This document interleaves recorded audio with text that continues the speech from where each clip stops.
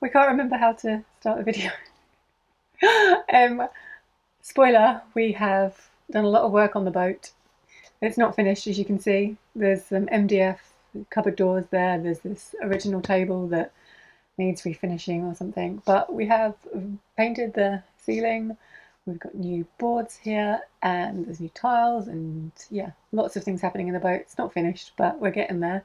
And yeah, we just wanted to come on today with a real-time update because our cruising videos are so far behind. Yeah, I think the last time you saw a video of us, a cruising video, we were on the middle level navigation, but that was nearly a year ago. So a lot has happened then. Thank you everyone for being so patient with me on my editing. I am trying my hardest to get the series of cruising videos finished. We did finish the system. David from Cruising the Cup came and joined us on our last trip from Northampton to Gator Junction to complete the system. So you might have seen that already, but we have a video of that coming out at some point too soon. Yeah, just with the renovation, we've just got so far behind with the editing, and I also filmed so much of the renovation, but just it was a lot and I just haven't had a chance to edit it yet. So hopefully things will calm down soon and I can get those videos out. But we just wanted to come on today, like this video will probably go up today that we're filming it. And because we wanted to give you like a real-time update because we have some very exciting news. Yeah, so when we did Crick, we had a whole bunch of people show up and ask the same basic set of questions. Were we done the renovation? Why have I lost so much weight? And what's going on with the university thing that I'd talked about like a year ago. It was more, not even that, like, because you think we mentioned it in one video, so it was more like, what are you doing next? Now you finish the system, what are you doing next? And then a lot of people who had seen that one video were like, what exactly is going on with your university thing? So there was a lot of things I couldn't really answer then because they were ambiguous at that point. Yeah, and we didn't know. really know because basically I had applications in at multiple universities and one of them had been delayed for quite a long time. Yeah, I think you applied in November. Yep. You interviewed in January, and we just misunderstood. We thought you'd hear within a few weeks. Yeah, the decision took a lot longer than I thought, so I thought I wasn't going to get an offer, so I went to other schools as well. But for 5 months, we're like, oh, we must hear next week, and it never happened. It kept stretching and stretching and stretching, which was fine because what also kept stretching was the renovation. You say it was fine. It was quite stressful. It was extremely stressful. Okay. But eventually, after Crick, everything started happening really fast. So I had kind of applications in at the University of Nottingham for a human-computer interaction Masters of Science degree. And I had this very delayed application in at the University of Cambridge for a Master's of Philosophy in Advanced Computer Science. This was the program that I really wanted, but it was the one that had gotten very delayed. This was, I'd kind of thought of it as a long shot to begin with, because my undergraduate degree is in an entirely unrelated discipline, which was film production. I'm a mature student. I've got this, long career in visual effects, most of which involves programming. Even my career before visual effects involved programming. But I'm a self-taught programmer and a self-taught software engineer who has worked in, movies for years, and I've done a lot of stuff in industry, but I've never done anything in the research space except for sort of the industrial R&D space. Certainly nothing with like published academic papers or anything like that. So I'm coming from this strange background. I've made some very good contacts within the area I want to research, and they've said, yeah, you could even skip a master's and go straight to a PhD. But in order to do that, I felt like that would be just a bridge too far. I want the master's. So I'd found these two schools. I'd applied to these two schools. I got a offer from Nottingham, and I was like, okay, I'm definitely going to be going to Nottingham. Great, we can make arrangements around Nottingham. We know what's going to happen. I just need to wait this last little bit because, the clock has run out on Cambridge and it's not going to happen. However, you might have to wait a few more days because there's some exams that are going to come in, and at that point there might be some decisions. Okay. And then I get an email saying, congratulations, you've got a conditional offer from Cambridge. And you didn't believe it. And I was just like, ah! I think we were in the middle of like doing something on the boat, and you just like refreshed and it was there. Yeah. I thought, because of some of the people I'd had contact with there and the way the interview had gone, I thought there was a decent chance, but I thought of myself as being, I'm coming from such a strange vector that I kind of assumed that it's a very, very competitive program, and it has a limited number of slots. It's Cambridge University. The odds of me getting into this program, even though effectively it is exactly tailor-made for what I'm after, because there's this research group there that deals with the exact space I'm interested in. And if people are interested, Michael can make a more detailed video about what it is, but I don't think this is the video for it. No, but basically, the space that I'm interested in, there's people there that are researching it, and they're teaching some of the courses. So I'm going to have access to exactly the researchers that I need to talk to. The courses are a little more general than you would tend to find in a Master's of Science, which tends to be specialized towards kind of business practice and like industrial practice. This is very much aimed at turning you into a prospective PhD. It's meant to be kind of a leg up to a research career. And so it's got a whole thing on just research discipline and research skills, and that's great. And so it's kind of exactly what I want in terms of speeding me up from this. I understand the language of industry, and now I want to go into the language of research. And so it was like the ideal program. That's why I applied to it. But I thought of myself as a very strange applicant. Yeah. And I kept, every time I'd have a conversation, they'd be like, well, that is coming from a very unusual place. Okay. So most people must come from a computer science background, recent graduate. Yeah. Or a couple of years out in industry or something. Not so much. Not a film student who's been working in visual effects for 20 years. Right. Yeah. So I'm definitely coming from an odd direction. The cool thing about it was that once the offer came in, I started to. Once I made the application, I started going to some conferences and some online events and everything that were related to this area I'm interested in. And as I started talking to people, and especially once I went up to Edinburgh to do a Scottish programming language and verification summer school, which is somewhat tangential to what I want to do, but is in the area, and started meeting researchers who are interested in talking to me, and I'm interested in talking to them, I start to realize that this is exactly the place that I need to be. Right at this point in my life, the interests that COVID kind of led to, the way that I had I had a plan.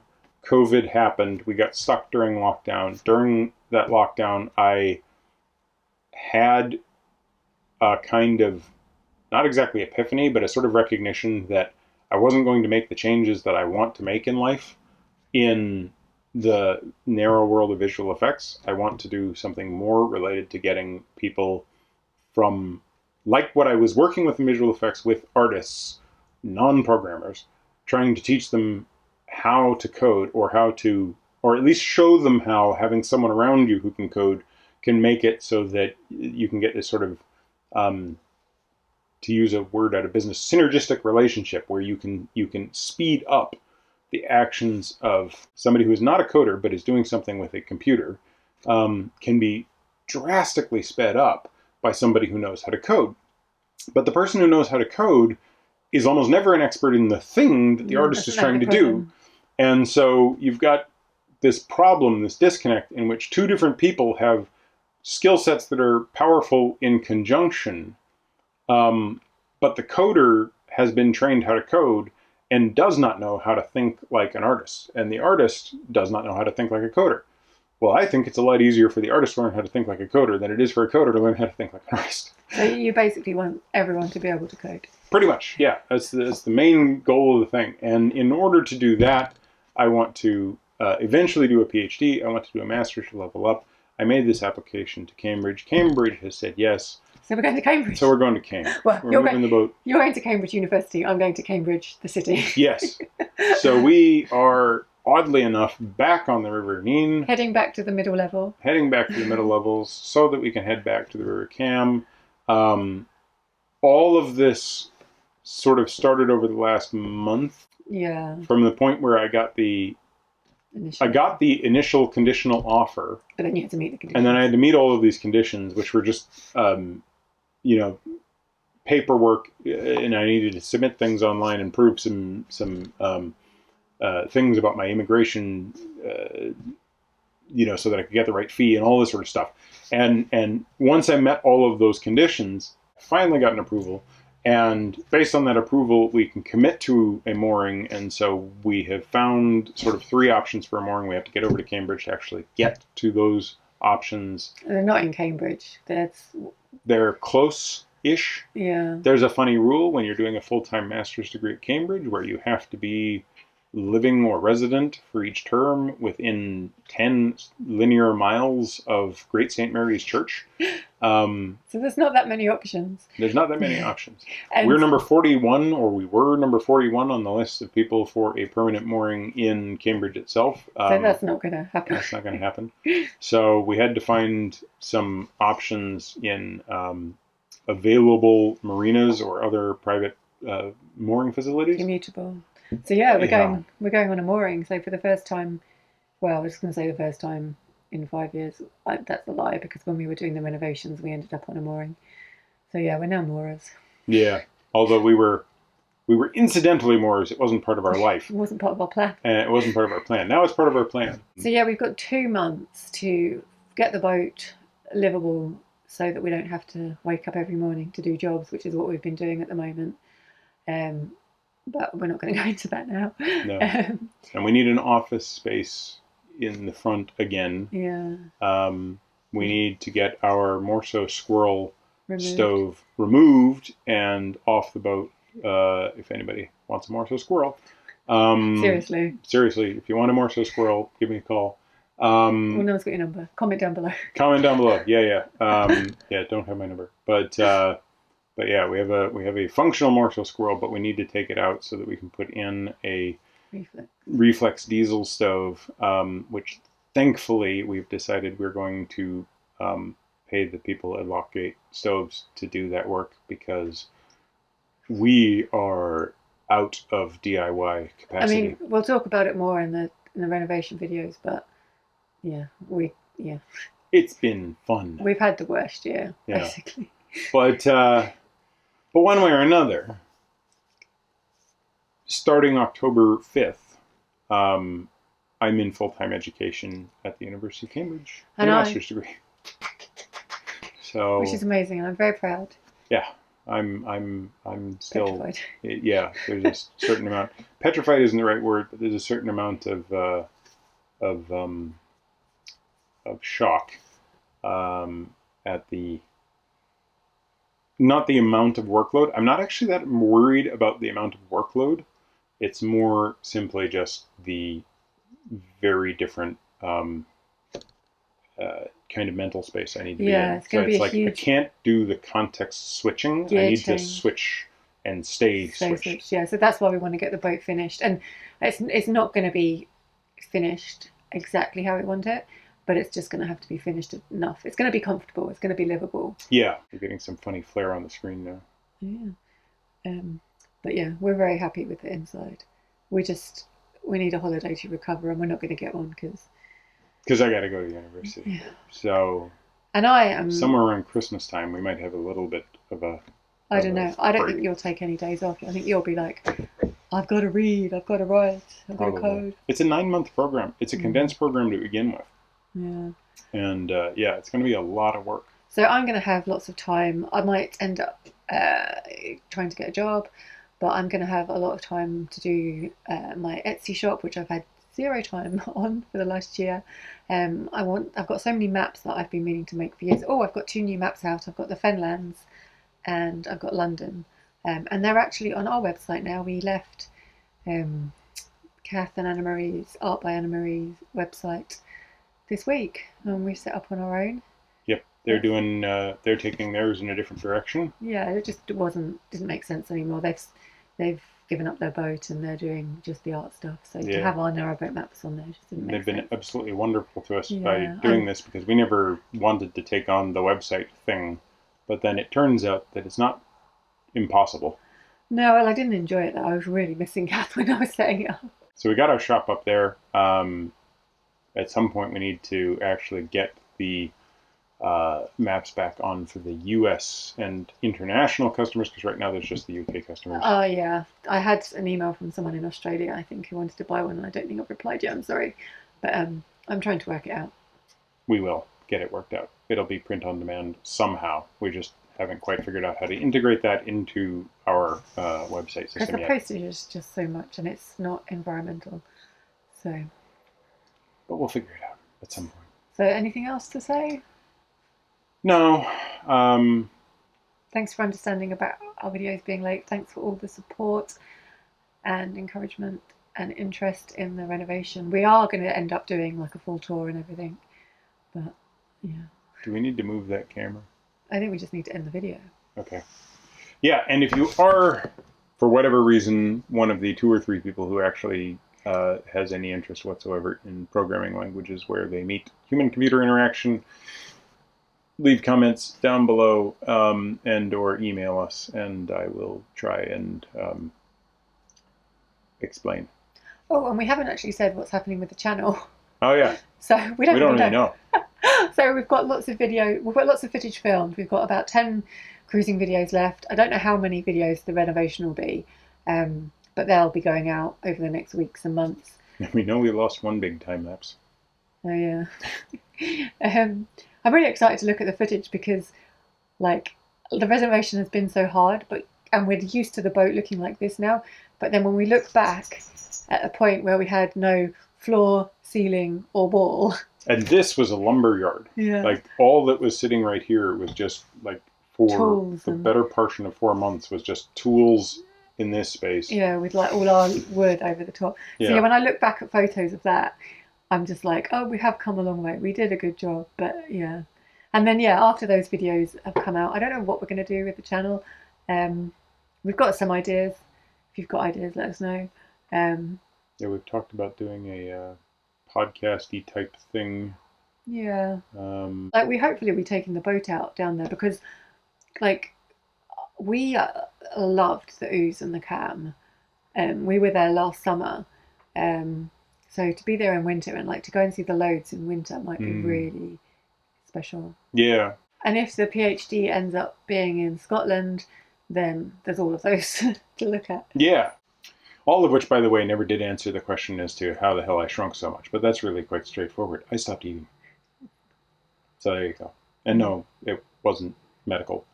It was on medical advice, but that's all. Yeah. So you done? Cool? Yeah. I think so. Yeah. Sorry about the flare. So there we are.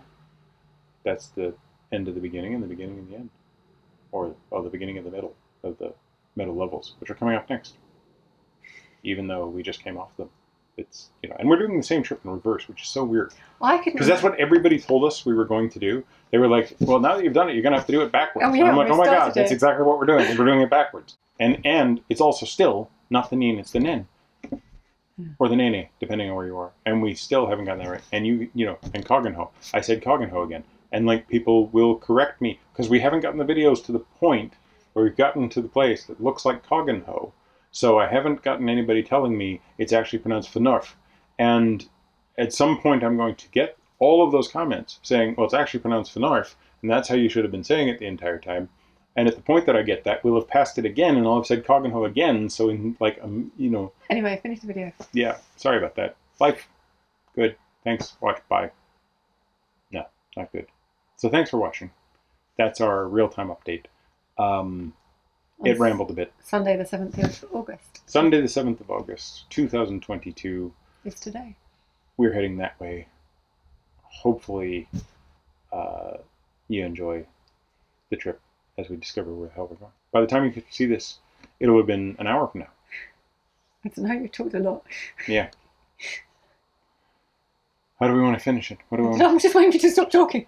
This is the whole problem. The entire planet is waiting for me to stop talking. And when will I stop talking? Well, immediately before death. No, probably after, actually. I'll probably go down talking.